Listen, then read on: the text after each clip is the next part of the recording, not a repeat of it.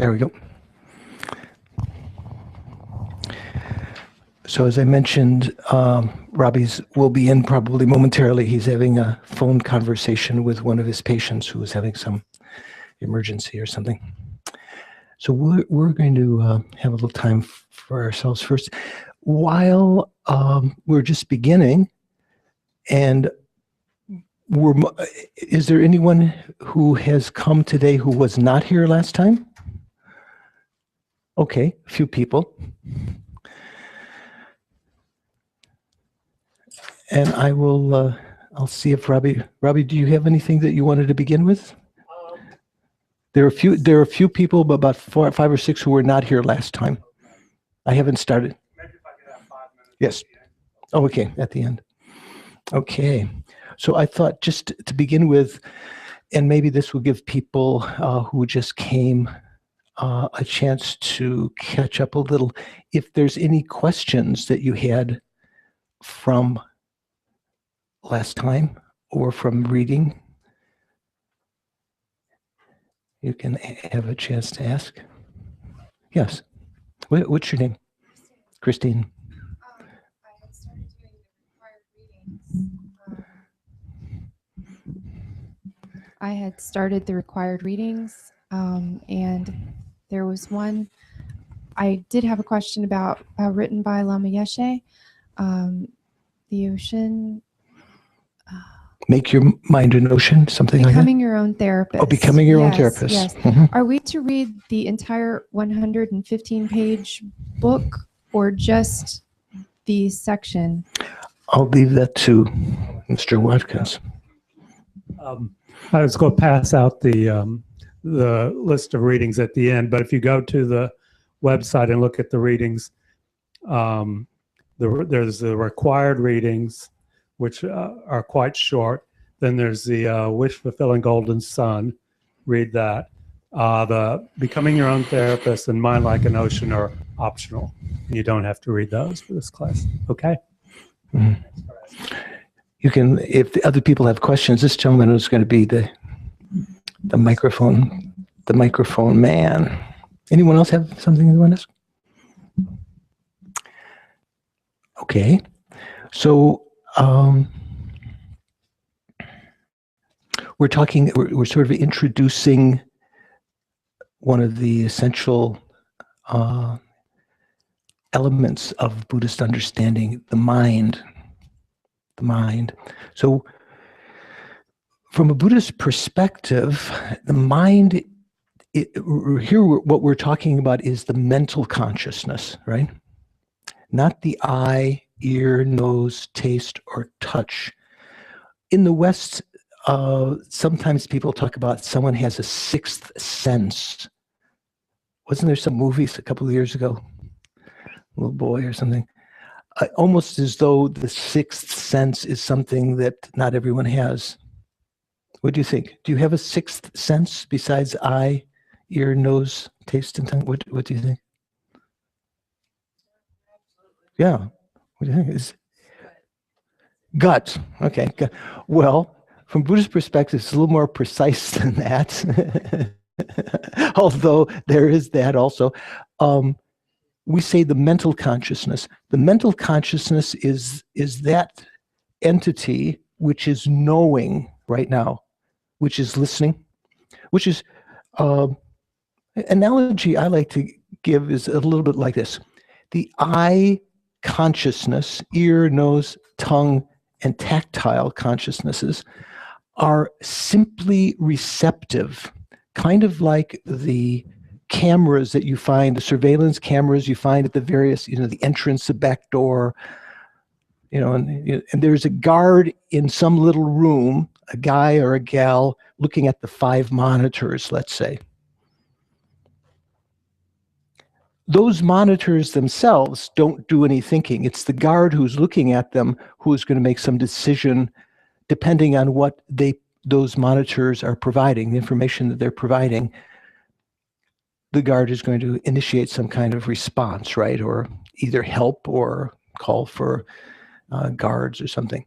You understand what I'm saying, right? So like that, the mental consciousness is something within us which is observant of the senses, but it is observing them. It is a separate, it has its own separate continuity, and it is separate arisal. Say, for instance, your mind, you can still be thinking when your eyes are closed and you don't have any input to your eye consciousness.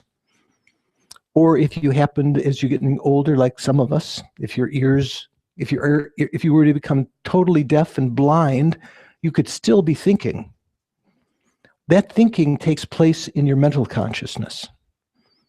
Your mental consciousness is like that fellow or gal in the room looking at the eye, what the eyes are seeing, what the ears are hearing, nose, tongue, tactile are perceiving. Those senses, the other senses, are consciousness also, sense consciousnesses, but the mental consciousness is a sixth consciousness, or sixth sense, if you will. And it's within that we meditate, that we remember, that we plan, that we make judgments about the future. Our eyes might see an attractive dress in the window, and the mental consciousness upon, like the guard seeing that input, would make judgments about it. Oh, that's nice. Oh, I wonder if that would look nice on me, and make plans and so forth. It's our mental consciousness that gives us the problems also. It's the mental consciousness that gets angry. Do you get angry in your eye consciousness? Your tongue? I mean, maybe you if you touch a hot plate and you say, oh darn, you might feel like your hand got angry, but it's not that. Your hand received some information.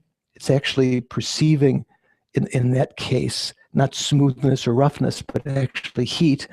And your mental consciousness would be the one that's motivating you to say some expletive. Darn, or worse than that. Okay?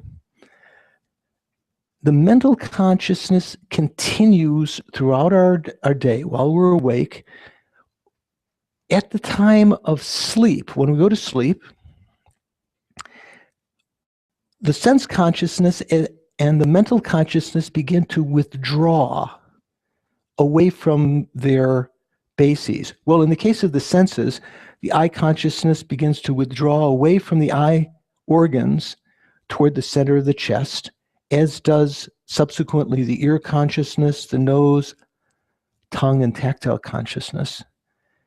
And you'll still have, finally, a little bit of mental consciousness, maybe thinking. Have you ever in that kind of dreamy state where you're still thinking, but there you go. Bad connection. When you're falling asleep, the senses, maybe you don't see anything, you're not seeing things as clearly, or even if someone says something, you're kind of, what? Your ear consciousness that has kind of withdrawn. The mental consciousness finally also, at the time of sleep, withdraws into a depth of our body, not to the brain.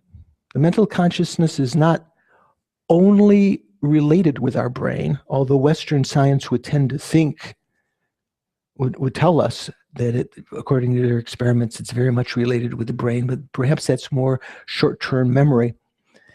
The mental consciousness may even, when you're in deep sleep, disappear for a while in a dormant state, but there's still a consciousness that continues, a subtle consciousness that we may have made allusion to last time. Was it in this class we talked about that, or was it another class? Very briefly. What we're experiencing right now from moment to moment is a continuity of our consciousness. And when I'm talking about consciousness now, I'm going to mainly mean the mental consciousness. The consciousness that you have right now is not the same as the consciousness you had at 9 o'clock this morning, if you were conscious at 9 o'clock in the morning. You might still have been in bed, I don't know. But if you were awake at that time, that consciousness is not exactly the same. You were thinking different things at that moment, different perceptions than the consciousness right now, but they are connected by a continuity, like a stream. So we say the stream of consciousness, continuity of consciousness. At the time of sleep, where does the stream of consciousness go? The gross consciousness, this consciousness that we're experiencing right now through our senses and our mental consciousness, they both absorb into a location in our body where a very subtle mind, very subtle consciousness is continuing. That's why when we wake up from sleep, again, these things dawn. They sort of absorb from the center of the chest to the eyes, the ears, the nose, the tongue, tactile, and so forth. And you again have these senses. At the time of death, the subtlemost consciousness leaves this body. There's still a continuity of consciousness, but it's not a consciousness that thinks, I am Robbie Watkins, I am Annie, I am Diane, I am Jim, I am George. It doesn't have any identification with this lifetime or any personality at that time. And depending on our fortune, or we would say our karma. You've heard the word karma before? We mentioned that last time, didn't we? I told you the story about the bumper sticker. Your karma ran over my dogma. Right? After this lifetime, there is a continuity of consciousness that will manifest again, according to our fortune or our karma, in another rebirth. Sometimes as an animal, sometimes as a more ethereal kind of existence, what through history has been called godlike experiences, not God with a capital G, but like the Greek gods or the Roman gods, the Indian gods. We could experience also the stream of consciousness like a nightmare. We could experience a hellish-like experience, which the traditional religions of the world, I think in general, most religions talk about a possibility experience of hell, right? Is there some religion you know of that doesn't take cognizance of a possibility of a hell existence after this? There are some? What would? Oh, Jehovah's Witnesses don't believe in hell. That's good for them. Okay. What were you going to say? I'm not sure about Judaism. Yeah, Judaism also, there's, in my mind also, I'm not trained in Judaism, I don't know, but I understand there's some, the doctrine is not exactly clear what happens. But what I wanted to offer to you here is a Buddhist perspective about the continuity of consciousness. Our consciousness is not limited to this life alone. Our gross consciousness right now, the one that thinks, I don't know, what's your name? I am Kirsten, or I am Caroline, or I am Steve, or whatever. That consciousness will absorb at the time of sleep and at the time of death in a total way, and a subtle continuity of consciousness will continue. That subtle consciousness will then again evolve, or devolve into a gross consciousness in another life. You might think, I'm a cockroach, I'm a cow, I'm a god, I'm in hell, I'm an animal. Or if we're fortunate from a spiritual point of view, I'm a human. You wouldn't necessarily be thinking those words, but recognize I am this. You would have some body and some gross consciousness that had evolved from that subtle consciousness. So there's a continuity, a line, a stream of consciousness that will continue in the future. Likewise, there was consciousness in the past. Before we were born, our mind existed also, not in some primordial state, but as another life. We have been, in the past, humans. We have been animals. We've been gods. We've been ghosts. We've been hell beings. But we've never gotten out of this circle game. I wanted to give a course one night. That was one of my daydreams, to give a course at some liberal college in New York, like with the New School of Social Research, with every time there would be a music like Joni Mitchell's The Circle Game or something like that, trying to relate it to Buddhism. The Circle Game. We're from life to life, our continuity of consciousness, depending on our practice, depending on our behavior, we will experience different kinds of lives. It is possible, through developing the mind in a very acute way, with very deep concentration, to recall in your mind, in your mental consciousness, your past lives. I think very rare, the kind of things that you read about people remembering their past lives, like who is it, Shirley MacLaine, or these kind of things.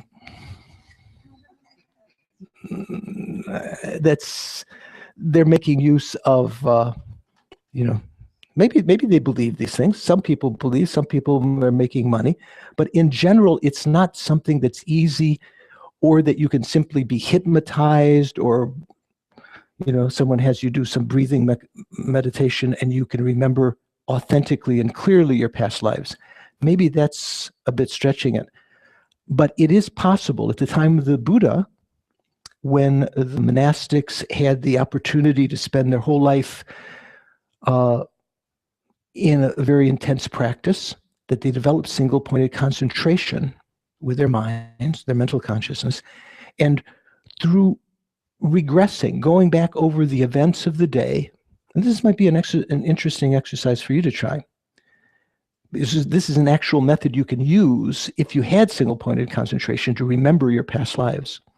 You would begin from now and think, oh, let's see, 20 minutes ago I was outside putting on my robe. Before that, I was talking to the folks at the cash register. Before that, we were in the car driving from Robbie's house. Before that, we were at Robbie's house. Before that, I was taking a walk, blah, blah, blah, blah, all the way to this morning, to the first thought this morning, sort of playing the events of the day backwards in your mind, like a reel of a film, the continuity of the events. Every single moment of our consciousness has had a preceding moment, which was its, we could say, substantial cause. That was the main cause of the next instant of consciousness. And if we go back, we can go back and look at the previous moments of consciousness till the first thought this morning. Where did that arise from? You arose from sleep. There might have been some moments of dream. Let's leave those for a second.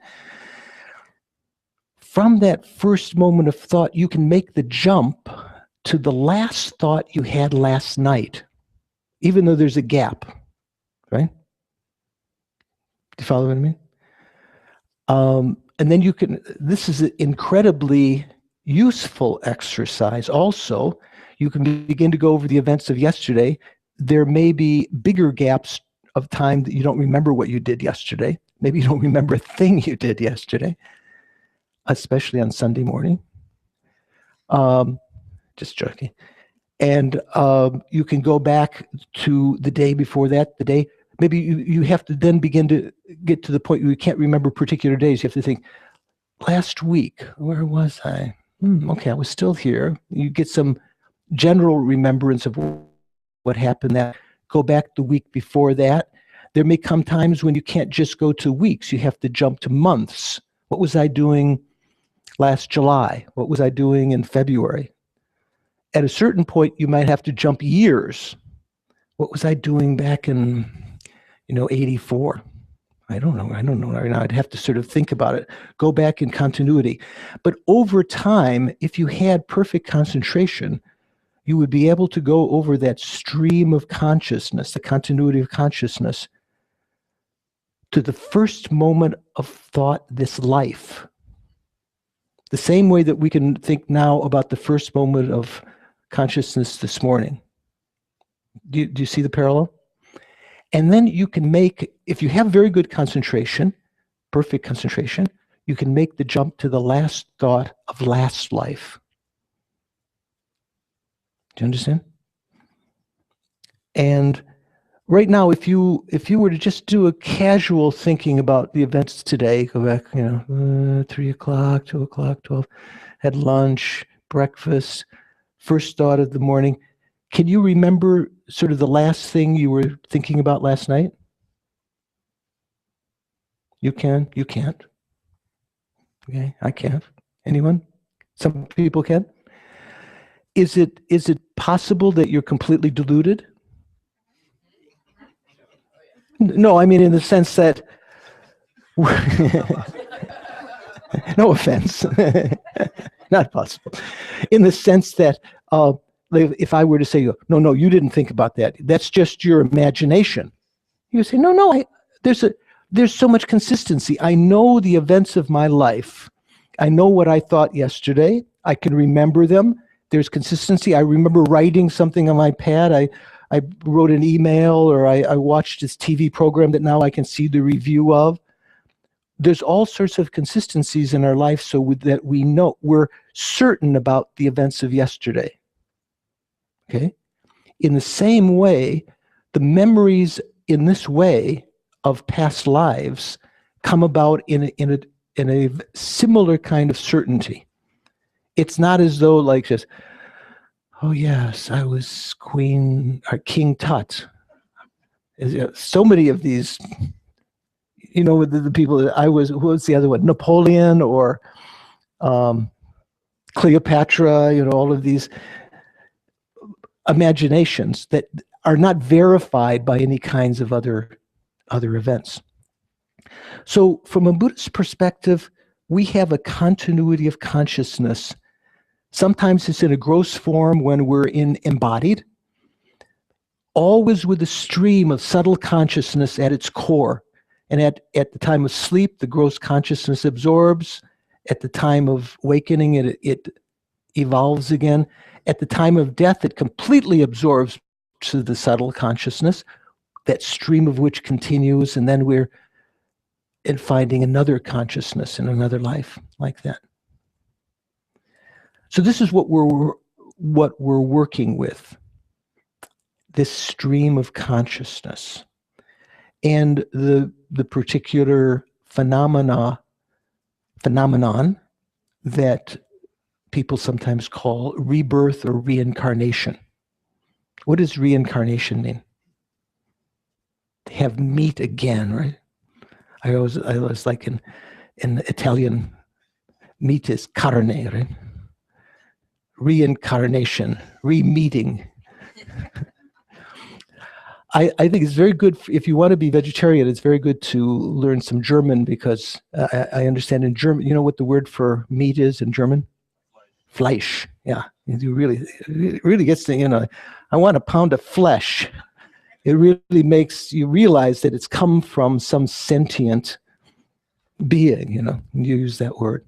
So one of the words that's used is reincarnation. That means when let's say, right, this is George's mind right now, sleeping, waking, later at a certain point, the gross mind is going to absorb, and there will no longer a sense of George. The subtle consciousness, the stream of consciousness will continue. And then maybe I'm born in hell or as a dog or something, and there's a consciousness that, what's the opposite of absorb? Radiates from that through the new body, taking rebirth as an animal, let's say, or as some other being. Right now, we have an incredible opportunity, incredibly rare opportunity from a Buddhist perspective, to be born as human and have the ability to evaluate this situation. It's in the kind of evaluation that you find in many spiritual traditions. What should I do with this life? Should I just eat, drink, and be merry, or what was the famous Janis Joplin? Sex, drugs, and rock and roll. Grab as much gusto as you can. Or is there something more that you can do with this life? Well, from this perspective, you see, we're continuing from the past, we're going into the future without control. And our future is very much under the influence of our actions right now, how we act, how we behave. If we start to develop good heart, patience, and many of you, even coming here, probably are, very good people, Thanks. Oh, when I said thanks, I said good people. She said thanks. So that's very. I like that. I'll have to remember. That's great. Thanks. But can we see into the future whether we will, what we'll experience in the future? From a Buddhist perspective, all of this continuity, until we've refined our mind in a very special way, until we become a highly realized spiritual being, this is what we call cyclic existence. Did you use the word samsara in the books, in the readings? Yes. Yeah. Samsara is an Indian word that refers to this taking of rebirth again and again without control. That's the main thing, samsara, taking rebirth again and again without control. This continuity of consciousness. There was, at the monastery where I became a monk, there were toilets from the old days for the Sangha where their residence was. There was the men's and women's. One was Sam, and it was labeled Sam. The other one was Sarah, to remind people of samsara. So when we meditate, what we're meditating with is our mental consciousness, the stream of consciousness. We can as though perfume it by infusing it with good thoughts. And as a result of that, in the future, there'll be imprints on that consciousness, which will bring about beneficial conditions for us, even while we're in samsara, even though we're not yet out of this circle. But we can also develop our consciousness in such a way that we no longer are under the influence of the vagaries of our past actions, our karma. Even you're a very good person. We know there are books that are written, I think bestsellers in the New York Times. Why do bad things happen to good people? Have you seen some kind of things like that, right? Why does that happen? Also, it's one of the great philosophical questions of Christianity. Why does God punish people that are good? And of course, within Christianity, at least that's what little I know of Christianity, there are ways to think about that. That's God giving you a chance to learn and what other words are used? Learn or to become a better person. It's some test of God's or something. For some people, doesn't resonate with their mind, right? Other people find that convincing. From a Buddhist perspective, we have a different point of view. We think about the vagaries of life as a result of our past actions, our past karma. Once, when His Holiness the Dalai Lama, who is one of our teachers, great being, have anyone never heard of the Dalai Lama?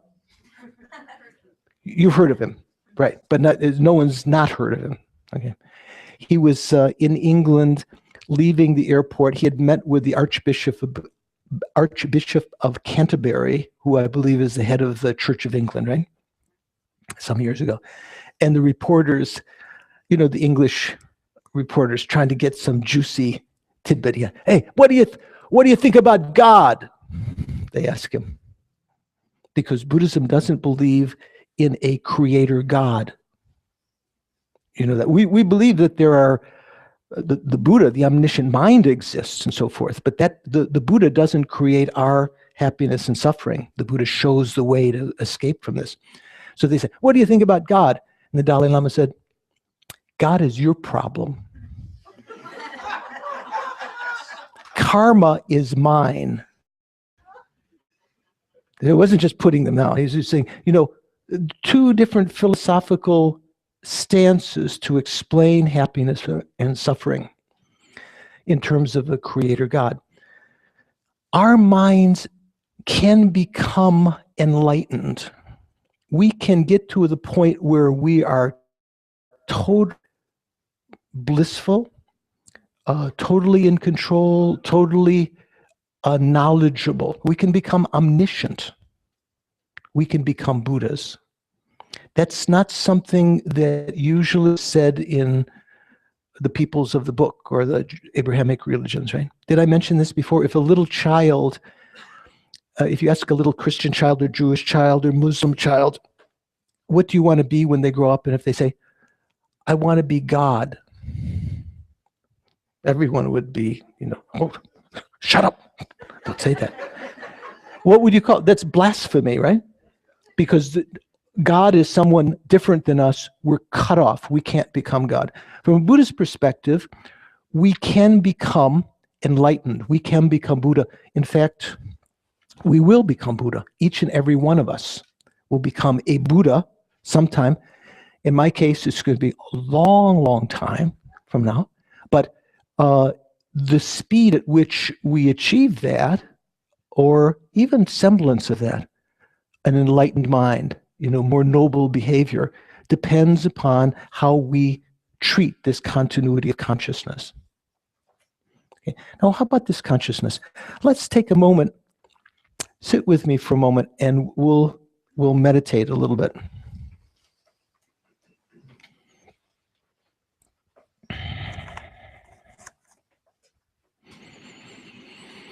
Sit comfortably with your spine straight, vertical, erect. Relax your body, relax your mind. And begin simply by counting mentally 7 respirations. Just observing them. Don't go like this. Just watch your normal breathing. To the exclusion of all other thoughts.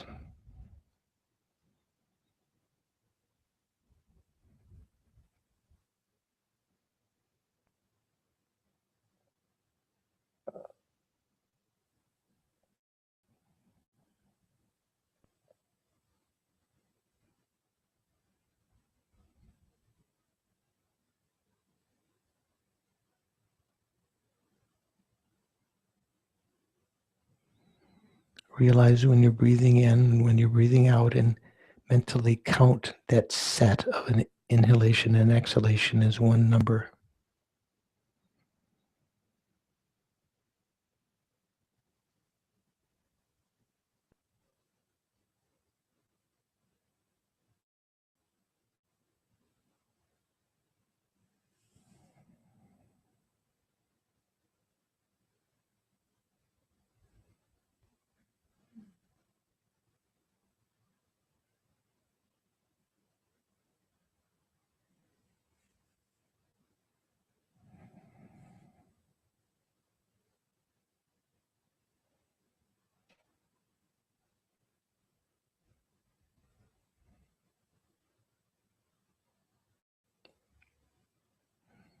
If you notice your mind putting some of its attention into other thoughts that are coming, just withdraw that attention away from those thoughts back to your breathing. Invest it back into that central observation.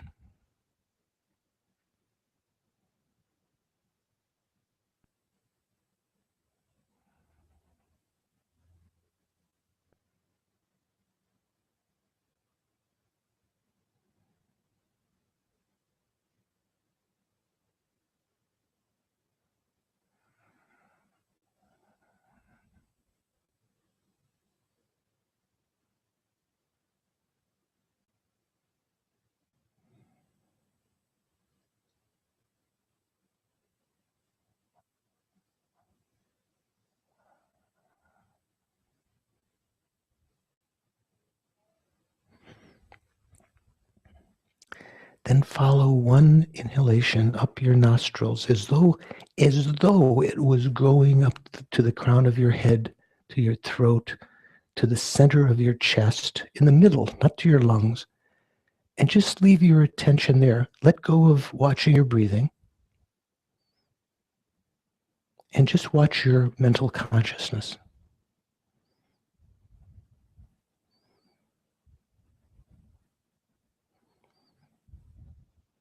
There may be images,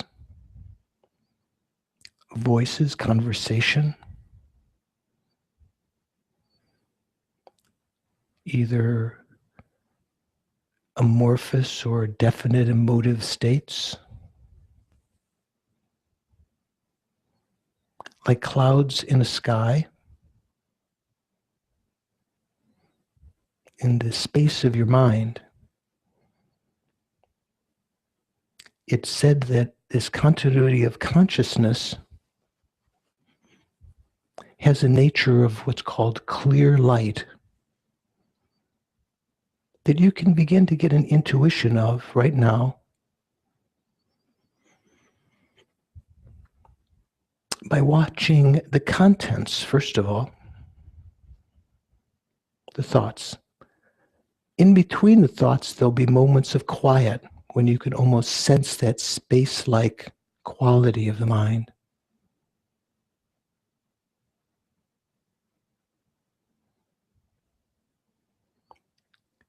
The mind is not only luminous or spacious like this, but it has the capacity to know or cognize, to experience. So there's two elements. The mind is that which is clear and knowing. Clear light, nature, its function is to perceive or know that which arises within that spaciousness of the mind.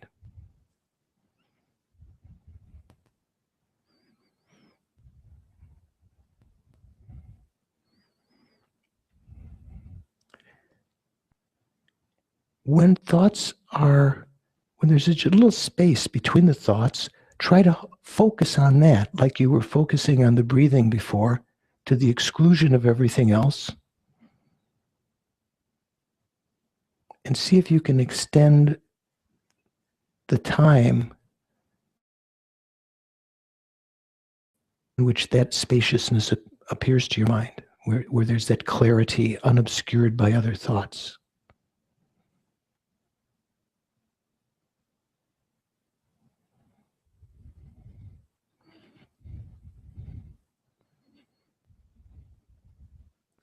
Like putting a wedge into the constant chatter of your mind, slowing it down, just watching that space.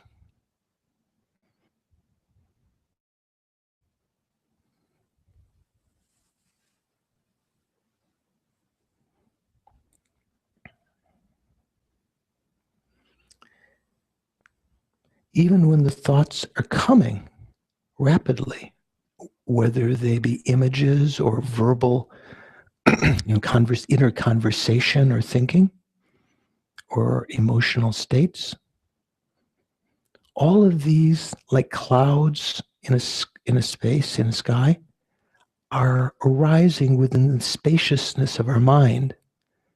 By simply turning your attention away from the objective thoughts to the subjective mind within which they're arising, focusing on it, the chatter of thoughts begins to diminish.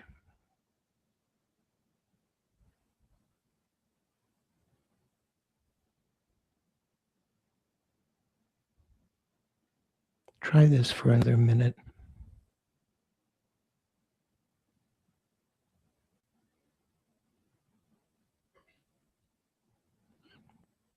Even the sense of your body appearing to your mind is like another cloud in this clear light nature of your mind. You don't have to pay attention to that body that seems to be so obviously present. Let go of your attention to that.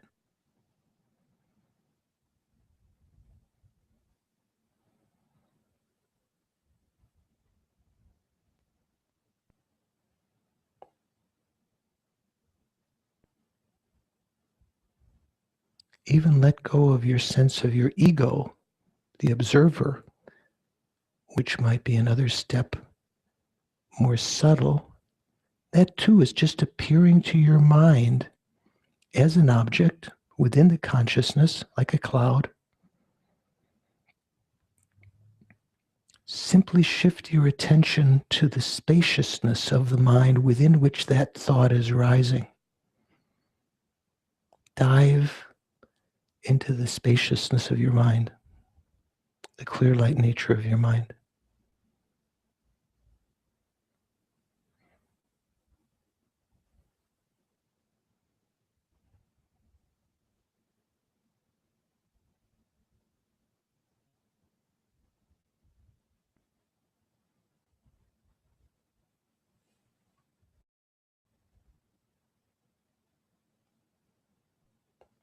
You always have this with you, this clear light nature. It's your inner resource, your potential to be able to grow, to give birth to good states of mind within it, and to train to eliminate from its spaciousness all the bad states of mind, our anger, our jealousy, our lust, our discontent, our pride. And slowly relax, bring your attention back to the waking state, right here.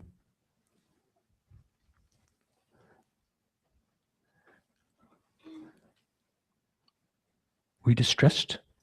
Oh, okay. I thought you were. Was it okay? Yeah. Anyone have an observation or comment? Yeah, good. I was thinking because you just said you didn't. Tell me. What's your name? My name's Danny. Danny. That's right. I remember from last time. I was curious as if that the particular practice seems like That's particular. that particular meditation you just led. Is it? This isn't really an observation of what we just did, but is that is it typical to go from shamatha into vipassana like that, of just like watching the mind instead of just focusing directly on the breath, or is it? This is a kind of meditation that is. We can take various objects as our object of concentration, of shamatha, as you call it, tranquil abiding meditation, the concentration. So one could be the breathing. And from the point of view of more deep training, the breathing is a very preliminary kind of thing, because by watching the breathing, you can begin to cause these thoughts in your mind to quiet down, and you can be left in a quiet state. But then you need to have another object afterwards to concentrate on. One of the most skillful ones, and quite advanced one, is this clear light nature of the mind. Now, I remember, Danny, you were telling me, Danny, right? Yeah. You were telling me that you were studied what, Kargyu tradition? Yeah, Jigu Kaju. Yeah. So you've heard the term Mahamudra. This would be okay. So you know this is somewhat similar to that. Anyway, that's Danny and I will pursue this later. We're still at another. The follow up that I had with that is one follow up. Yeah, like the news conference. Okay. When we're observing the clear light of the mind, is it okay to use the breath as a foundation to go back to when you lose your focus? If you lose focus on that clarity, you could go back to the breathing at the beginning, but after some time, as you get familiar with the mind, there may be periods when you get some sense of the clarity of the mind, and then other thoughts begin to intervene, right? And it seems like I can't find the clarity again. I remember one of our Italian students was talking to my teacher, Lama Yeshe, many years ago in Italy, and he said, it was during some course, and Lama said, "How is your clear light meditation going?" And this monk at the time, he said, "Oh, Lama, there's so many thoughts going through my mind, I can't concentrate on the clear light." Is there anyone Italian here? I don't mean to be, I'm not, what is it called when you make fun of some dialect or something? I'm doing, it's okay. Okay. It's okay. the Lama said, that's the best time you can see the clear light, because if you've trained, you can begin to realize that even when the thoughts are there, they are within the spaciousness of the mind, simply by taking your attention away from the individual thoughts to the substratum of the mind, the spaciousness of the mind within which they're arising. In an instant, you can be left in a calm state. They may still sort of flash back if you've got constant thoughts, but as you begin to put more effort onto the clear light nature of your mind, the frequency, first of all, the intensity of those thoughts will begin to diminish, like clouds thinning in the sky.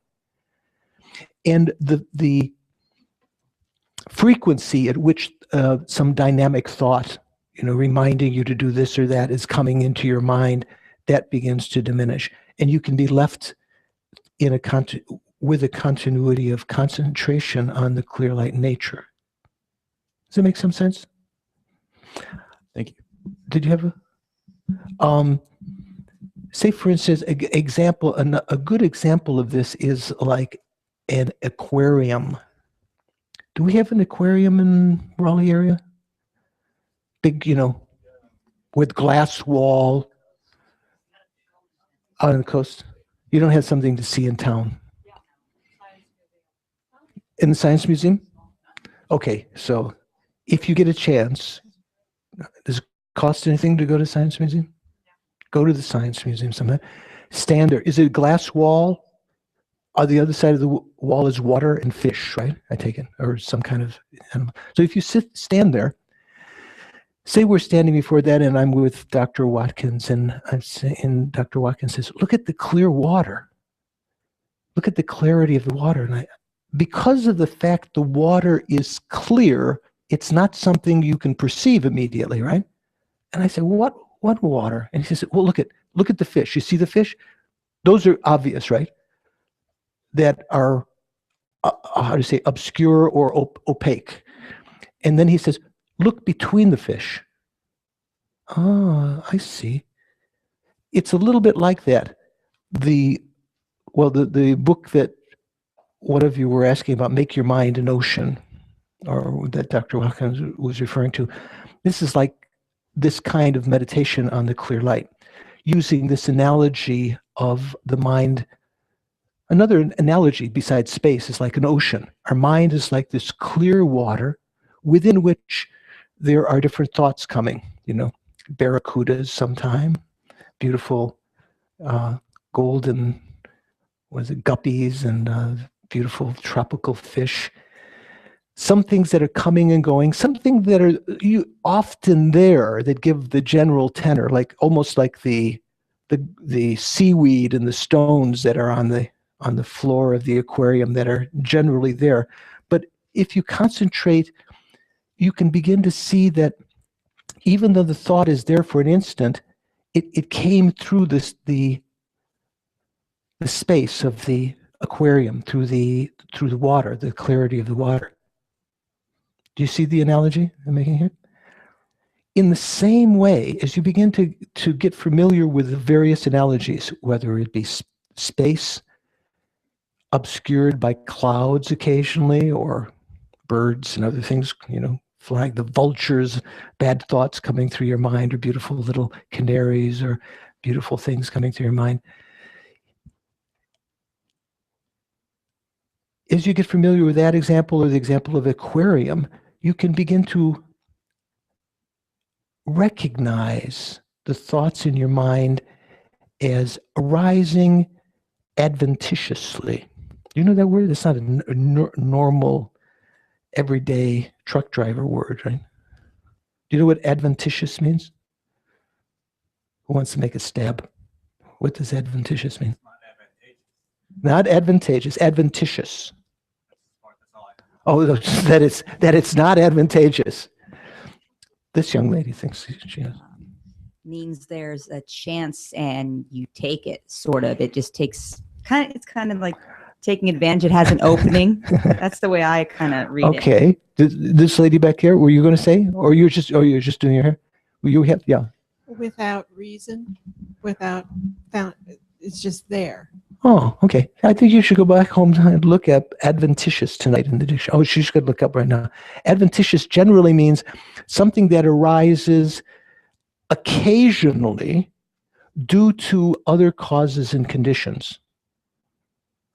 You know, adventitious. We say in Buddhism, although Buddhism wasn't based on English, there's a word that can be translated as adventitious. We say the stains in our mind are not there permanently. They're adventitious stains.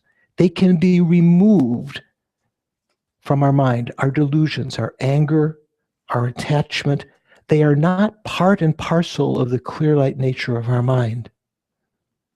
That's very important to have an experience of. If you can have an experience of that in meditation, you can become a spiritual person because you have the courage to realize whatever is arising is not going to always be there. I'm not a bad person.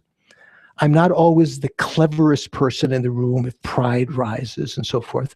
These ordinary mundane minds arise adventitiously. Did you find adventitious? Did you look in the dictionary? Oh, yeah, I thought you were looking on. No, yeah, I think in the, yes. Yes, it's happening. Oh, you looked it up. Good for you. Okay, this is a technical guy. Okay. This means happening or carry on according to chance rather than design or inherent nature. Happening or occurring according to chance or Rather than design or inherent nature. or rather than being on deciding on his Designs or inherent nature. It's not working. Yeah. It is? Yeah. Okay. So here it's from a Buddhist perspective, you might say chance, but the delusions are the afflicted states of mind, the problematic minds, anger, attachment. What else is problematic? Depression, low self-esteem, would you say, generally? Worry, jealousy, guilt. Oh, good. We get a good list there. Hey, this crowd knows. Narcissism. That came from Danny. Yeah. Okay. All of these kind of problematic minds and their offshoots are adventitious. They come about because of causes and conditions. They are not part and parcel of our mind, of the clear light nature of our mind. They're not the nature of our mind, like that definition. What's your name that read the definition? Son? Like as he read. And especially, when the subtlemost mind, when we go to sleep, that subtlemost mind doesn't have any manifestation of these problematic minds. In our next life, there'll be other problematic minds that will arise. One of the aims of Buddhism is to get rid of these afflictive states and replace them with really positive states of mind, like love, compassion, wisdom, patience, contentment, satisfaction. Is satisfaction a good thing? Generally, we think, or does that sound, or to be content? Almost for some people, they might think that sounds too wishy-washy. They want to have the real, not just contentment, they want fluorescent, bliss and everything, right? When I was a boy, my brother and I and my dad used to go to the barber shop near us. I think it was Tony, not surprising, Tony's Barber Shop. It's Chicago after all. And there was a men's magazine there called Dare. And there was a picture of Teddy Roosevelt on the cover with this famous, do you know the famous quotation? No, not that one. Far better it is to fight mighty battles, to win glorious triumphs, even though checkered with failure, than it is to hold rank with those who neither suffer much nor enjoy much, because they live in the gray twilight that knows not victory nor defeat. oh, that's Teddy Roosevelt, isn't it? Right? You know, go for it. Go for the gusto. And many times that's what when people think about what to do in life, we often think, I'm going to become a millionaire. I'm going to have all the pleasures. I'm going to get the American dream. But often that is just through these defective states of mind, what we call, superficial happiness, contaminated happiness from a Buddhist perspective.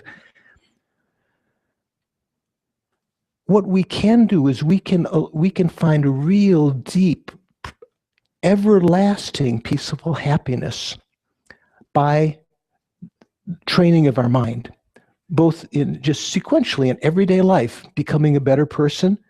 And when you do meditation, calming your mind, going back over the events of the day, and sometimes watching this clear light nature of your mind, becoming familiar with that. That clear light nature of your mind is its conventional nature. It's not its ultimate nature, but its conventional nature. His Holiness the Dalai Lama said, although it's not usually found in Buddhist texts, he said, we could call this the conventional Buddha nature. Have you ever heard that term, Buddha nature? Maybe some of you have. We all have the potential or nature to become enlightened. Because we have this clear light nature of the mind, we can remove from it all of these disturbing cloud-like or fish-like thoughts through meditation, through applying very skillful means. We can train our mind to replace the negative states of mind with positive ones. Altruism, even train our mind in contentment. That almost seems like something that's not active, right? Contentment almost seems like something you get from the outside rather than you generate. Or do you generate contentment? Can you generate contentment? Yeah, we think we can. Yeah, we know we can in certain circumstances. If we look at a situation in a different way, we're not focused on the short-term, problems, we can be content. Or if we just look at our life and try to develop that state of mind, we can find a very deep kind of contentment, satisfaction. But we can go beyond that through the Buddhist path. It's not just a simple contentment, but we can increase that infinitely to experience the bliss of an enlightened state. Let me see if you've got any questions or feedback. Mr. Watkins, Dr. Watkins. He wants the microphone.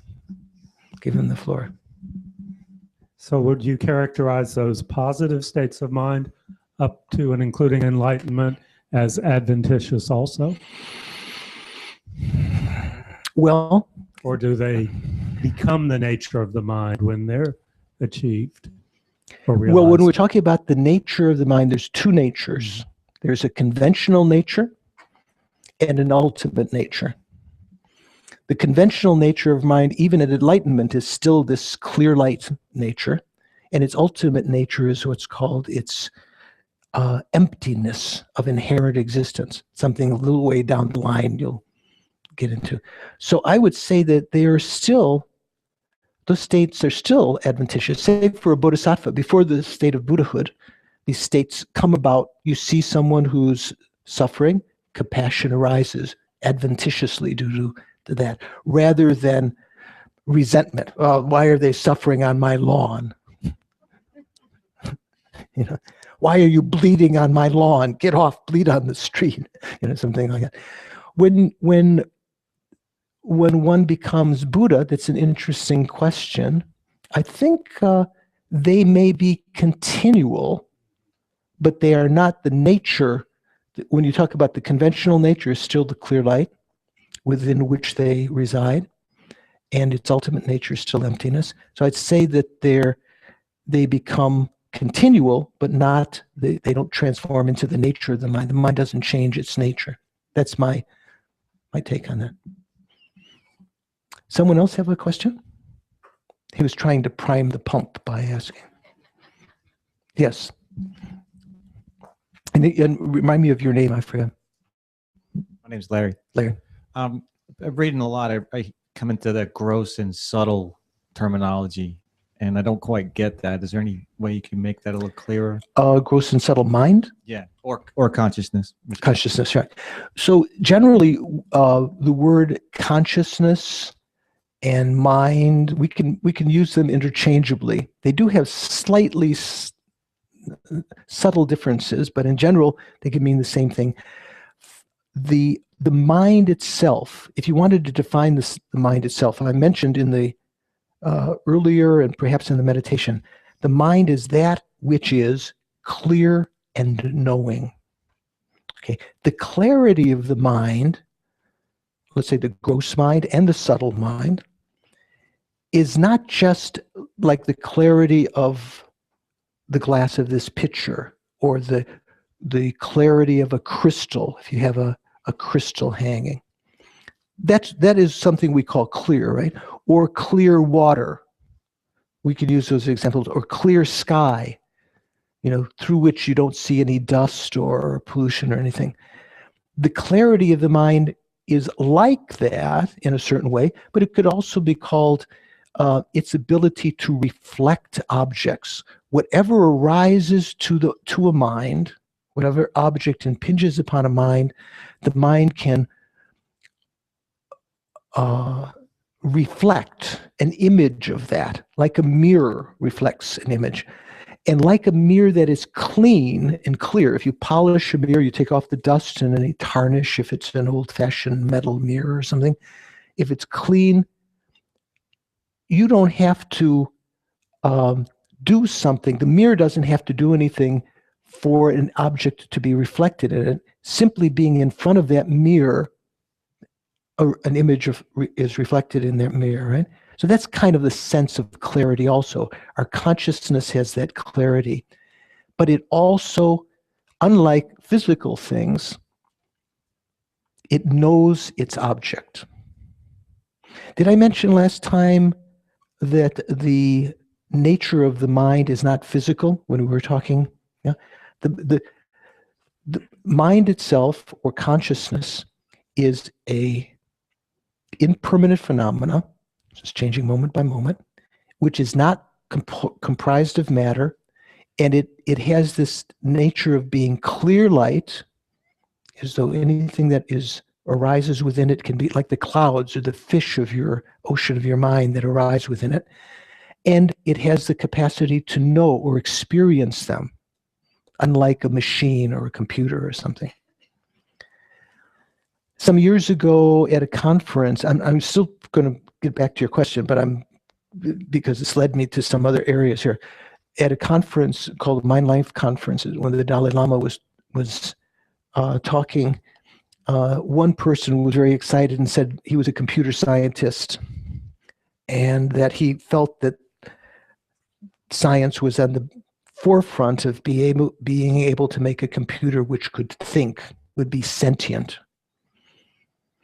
And the Dalai Lama said, in general, we don't believe that sentience, that life, continuity of consciousness can arise.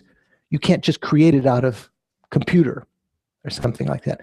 But Buddhism does not discard the possibility that a consciousness could enter into a computer.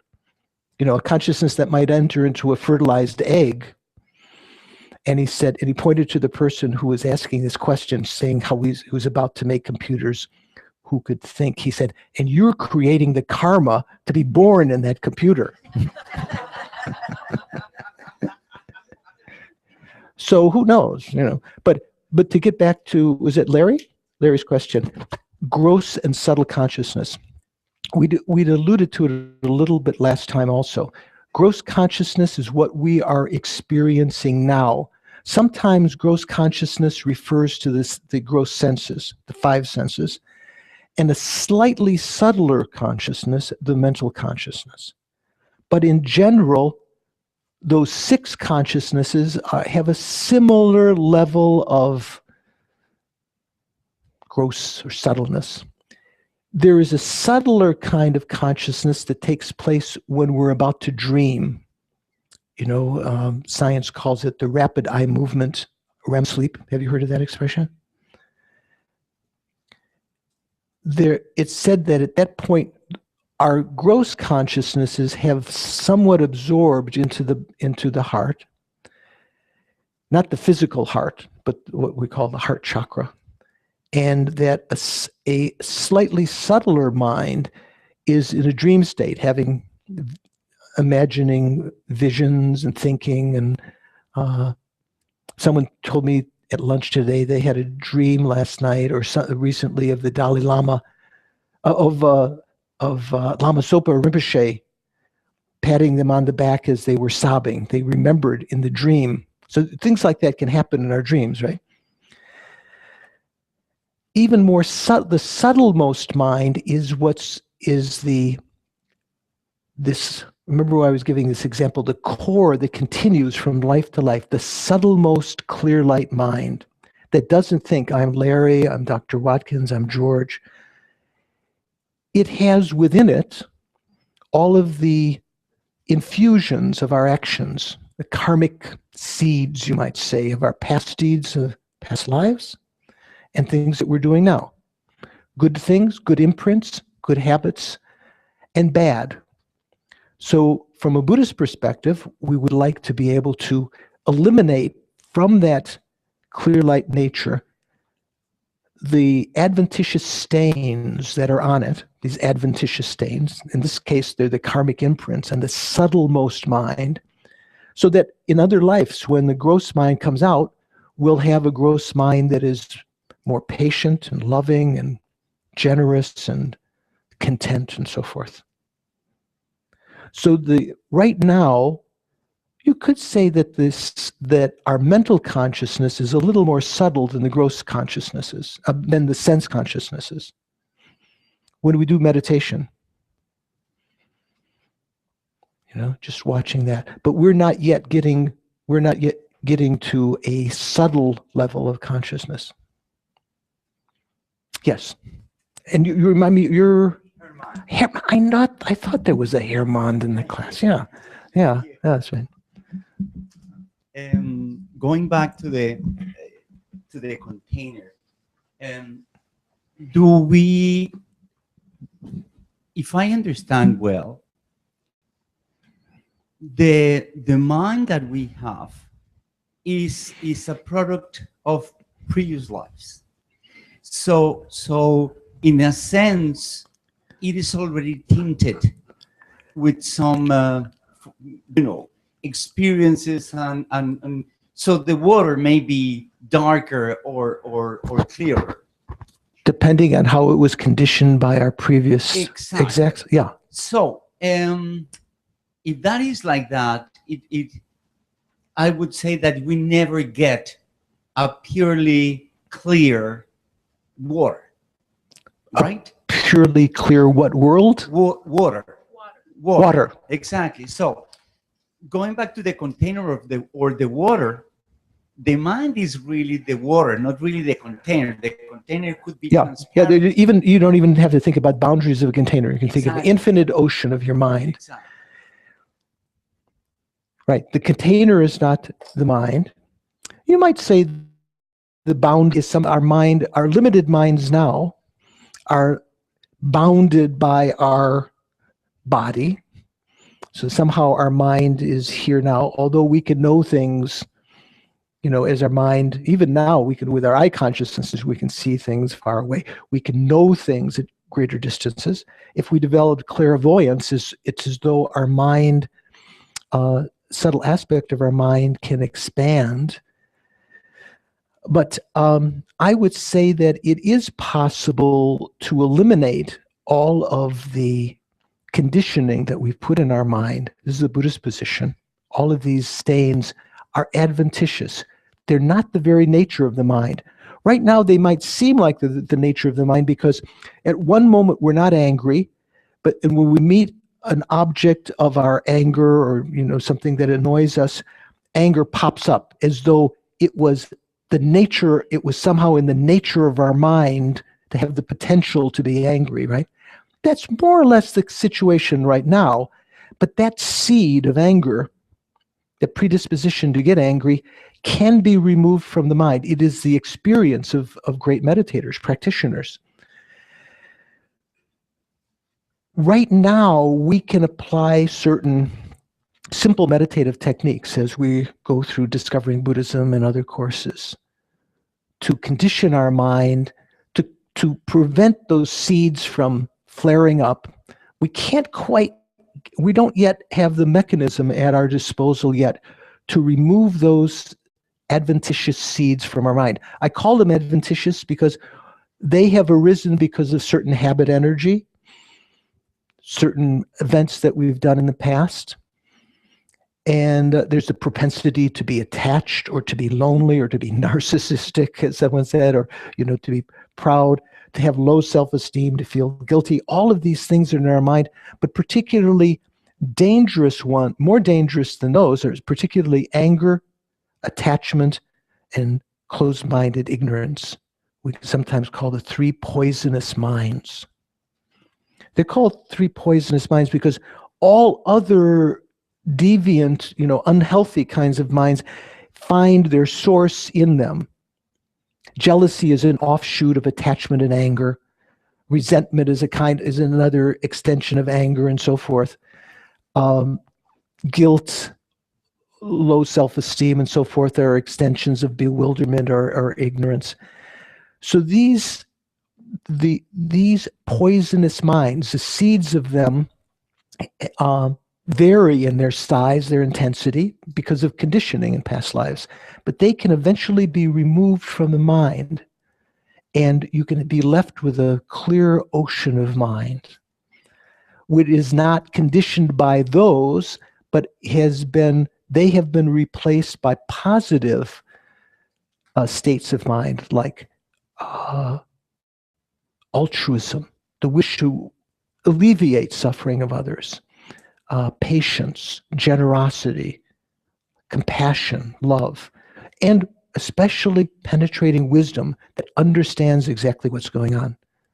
We can develop that. We know in our own lives we can develop wisdom in any one lifetime. We study and we train our mind, and the acuity of our wisdom becomes more sharp, like the edge of a sword. Right? If I could ask another question Sure. in the line of the previous one. So is the mind conscious of what clear light is? Or does it have to be told what clear light is in order to pursue it? I think the example I gave before gives you a kind of hint. My answer to that, Herman. If you and I are at the aquarium, standing in front of the wall of glass and water behind, and you say, "George, look at the clear water." I say, say it's right here. Here's this wall, and there's clear. I don't, because the water is clear. Its aspect is very subtle. I have to first infer the clarity or the spaciousness of the water. It's non-obstructing nature, that it's fluid. I have to infer that by the motion of the fish. Oh, that must be like liquid in there. It's not just empty. The fish are swimming through there. Then I start to be able to infer certain qualities of that spaciousness. And this is an important one. Thank you for bringing this up.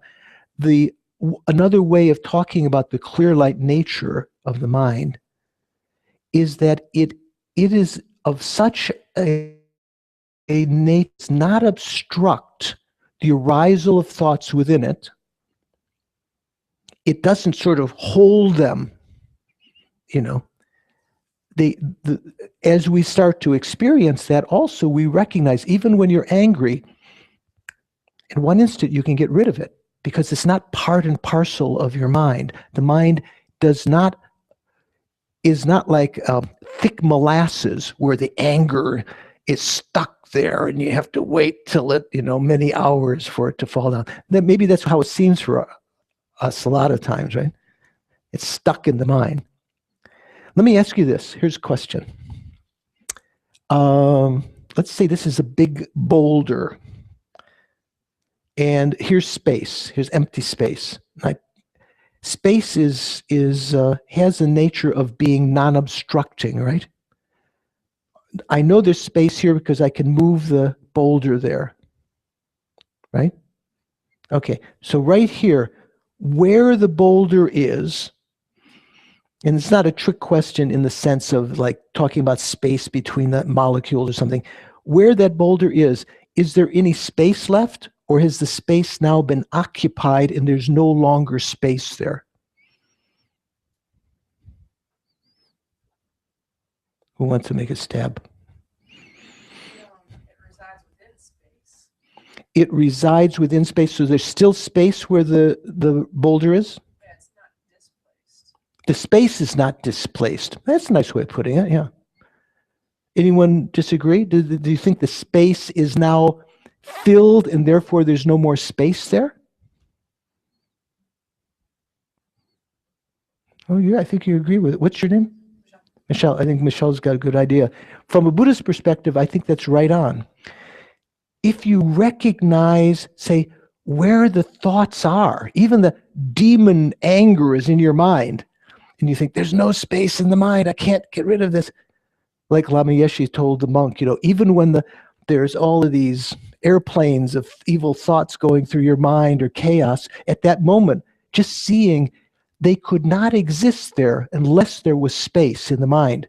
This boulder could not be here unless there was space right there.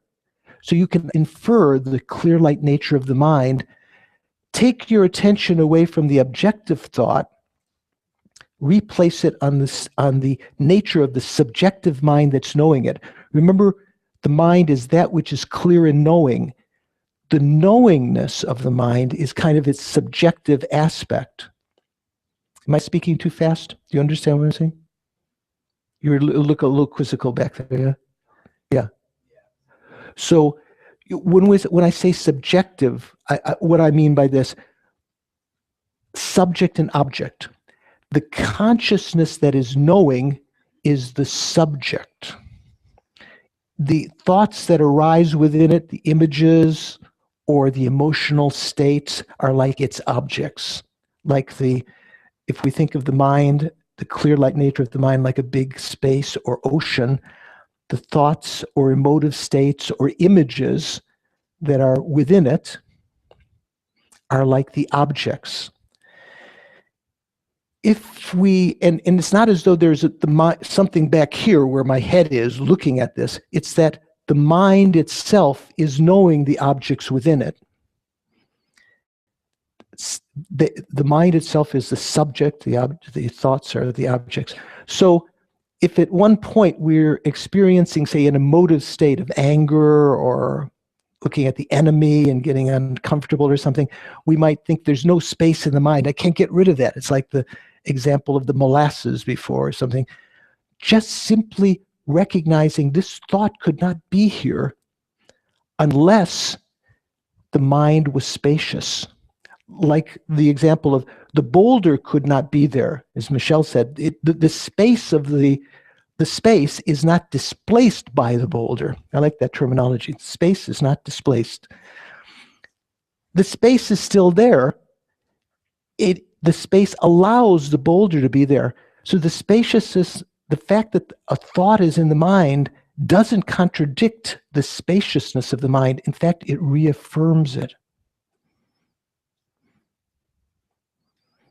Subtle point. If you can get to, through meditation and familiarity, simply recognizing a thought in the mind gives you confidence the mind has this clear light nature. It couldn't be there unless the mind had clear light nature.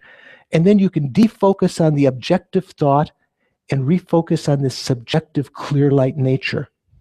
That's what I was talking about. Does that make a little more sense now? Yes, Michelle.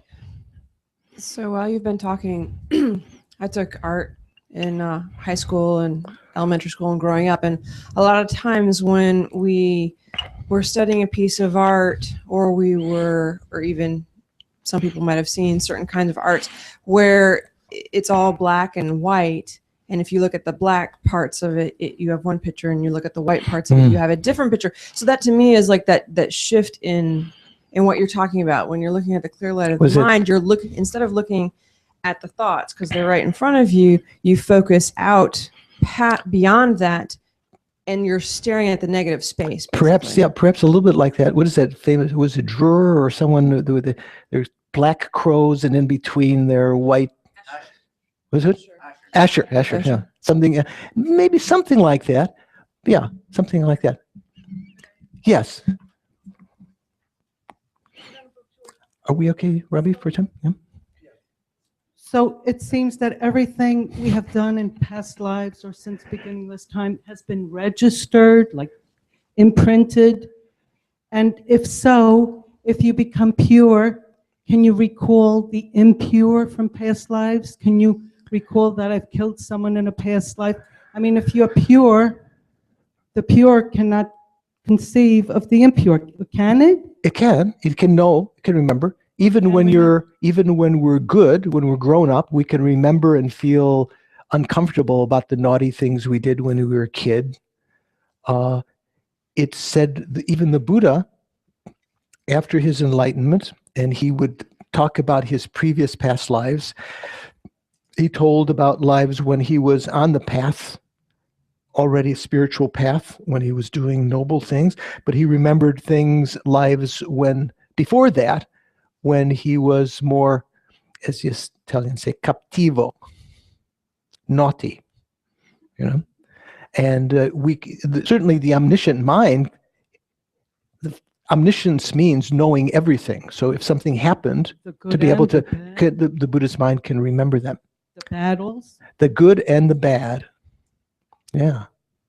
Even though the stains have been removed. The stains have been removed, but what happened in the past already happened. Let's say, for instance, if you were to cook potatoes in a aluminum pot, boil potatoes too long, cook them for a long time, and then you take it out with a spoon, but there's still some stuck to the side of the pan, right? So you use your hand, you take out that, and then you clean it further, you put it in the water, and then you use one of those little green rubber squidgies, and you get out some more stuff. And even then there's some stain, you put in some more soap, subtler soap, hot water, and then it looks stainless. But still, if someone had a photograph of that pot 2 hours before, you'd say, oh yeah, I remember that had potatoes, but look at it now. So the Buddha or a practitioner can recognize the change in the imprints in their mind. The imprints can be gone, but they still are objects of memory. But some holy people cannot remember their past lives. Well, this is another story. Yeah, past lives. It's just like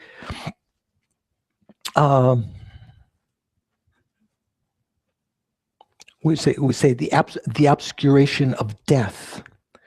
When you remember the example I gave before, the first thought of the day, if you remember the first thought of the day, you can make a jump to the last thought last night generally, right? But sometimes if you had a tough night, you can't remember the last thing you were thinking. There's a certain barrier. You can't remember every instant between the last thought of last night and today and the first thought of today. There's a certain barrier or gap. Like that, there's a barrier or gap at the time of death, from the first thought of one life to the last thought of last life. That's the meditation I was talking about before. You can train the mind to go back, regress over the thoughts of this lifetime. If you had perfect concentration, you could remember the past lives. Nor ordinary people, you remember now the conversation. Ordinary people, we can't do this yet. It's according to this clock, it's 8:30, and I don't want to go over. I want to thank you. I think Dr. Watkins needs a couple of minutes to give you some reading assignments and some other things. So thank you very much. Could you pass those out so everybody gets one? Thank you, Venerable George. Just a little bit of organizational material. Remind people there are 4 more classes in this module. There is no class Monday, November 3rd. Last class will be Monday, November 10th. The reading materials are online. Go to online learning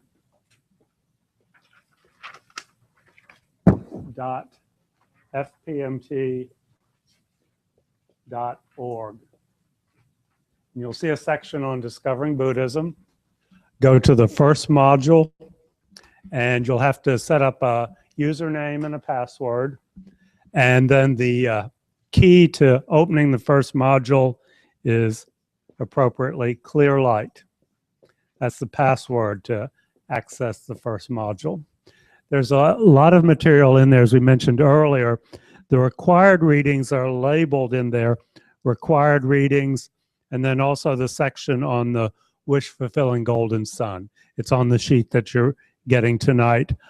So read all of those by the end of the course. Don't be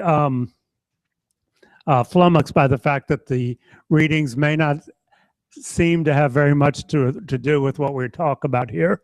They're just to give you a little bit of parallel information and to introduce you to the styles of Lama Zopa and Lama Yeshe, but they don't parallel the course material exactly.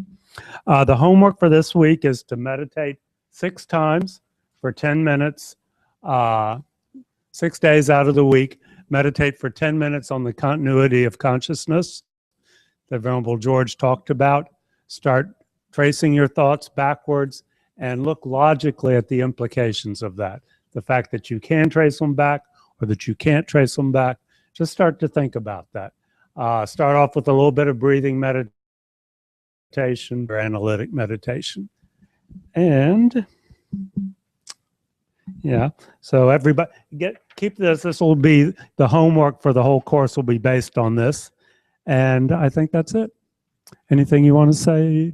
Any organizational questions? Yeah.